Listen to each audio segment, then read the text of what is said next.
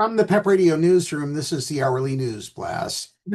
LGBTQ Nation is reporting 5 Virginia school districts are refusing to revoke their transgender-inclusive policies that allow trans kids to use facilities matching their gender identity, even though the current presidential administration has frozen the district's congressionally approved federal education funding over the matter. The school districts, Alexandria, Arlington, Fairfax, Loudoun, and Prince William, say that their policies are required by Title IX, the federal law prohibiting educational discrimination based on sex. But while the previous presidential administration interpreted the law as requiring schools to maintain trans-inclusive policies, the current one has claimed that such policies harm cisgender female students. Not really sure how, but they claim that it does. In June, the Federal Department of Education ordered the 5 Northern Virginia school districts to immediately end their trans-inclusive policies, including policies that allow trans students to be addressed by their personal names and pronouns, and to play on sports teams matching their gender identity. In a statement announcing the funding freeze, the Education Department wrote that it had generously granted an extension for the schools to come into compliance with Title IX and follow federal law. Unfortunately, the additional time did not result in a fruitful outcome, the ED reported, leading to the suspension or termination of federal financial assistance to these divisions. The Virginia districts will have to defend their embrace of radical gender ideology over ensuring the safety of their students, the Education Department dishonestly claimed. That's because Linda McMahon is one of the most dishonest bastards on the entire goddamn planet. The Education Department had claimed that its investigations found that female students had been avoiding the school district's restrooms and locker rooms because of trans-inclusive policies. Wonder who they talked to about that. And after witnessing male students inappropriately touching other students and watching female students change in a female locker room. It's unclear how many trans students attend the district schools to begin with, though an estimated 0.5% of U.S. people above the age 13 are trans, according to the Williams Institute. Regardless, there's no evidence at all that trans people are a threat to cisgender girls and women in restrooms.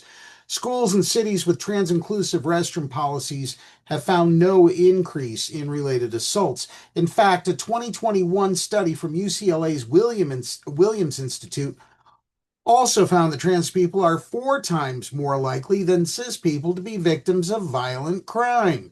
Nevertheless, the idiots in the current presidential administration have instructed all schools to rescind their trans-inclusive policies and to adopt biology-based definition of the words male and female in all practices and policies relating to Title IX. When the Loudoun County School Board voted 6-3 last week to maintain its current trans-inclusive policies, the board explained in a statement that the district was following precedent set by the U.S. Court of Appeals for the Fourth Circuit.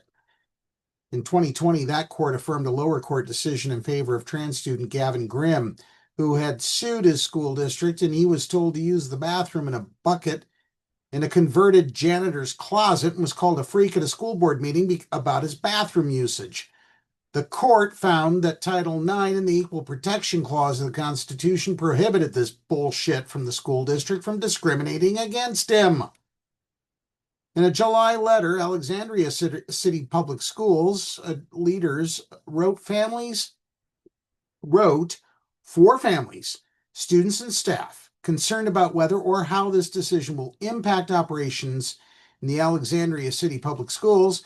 Please know that ACPS's current policies regarding the rights of all students to use restrooms and locker rooms in accordance with their gender identity will remain in place. A letter published last Friday by the pro-LGBTQ+ regional coalition Equality Arlington praised the schools for standing by their pro-trans policies. The U.S. Department of Education's demands are an illegal attempt to violate the human and civil rights of vulnerable transgender, non-binary, and gender-expansive students, and we know that more discriminatory demands will follow. From a federal government hell-bent, on discriminating against many marginalized groups, the letter states, thank you for recognizing the critical importance of making sure our schools are safe and supportive environments for all students. The letter notes that over 3,000 Virginia families, teachers, and residents signed letters supporting the district's pro-trans policies in the face of unprecedented federal pressure, adding, "These policies and practices foster a culture that affirms the dignity of each student and celebrates our diversity as individuals. Thank you for standing up to federal bullying, for your commitment to following federal and Virginia law, and for your decision to maintain non-discrimination policies that protect transgender, non-binary, and gender-expansive students," the letter says. "Together, we can fight to ensure that all kids have a school environment where they can thrive." That is the news blast for this hour. Now, if you are looking for jewelry or trinkets, look no further than Mare's J&T, coming to Shopify on August 25th. Her store will feature items she handcrafts, which can be seen on her Instagram account. That's Mare's J&T. MERESJANDT,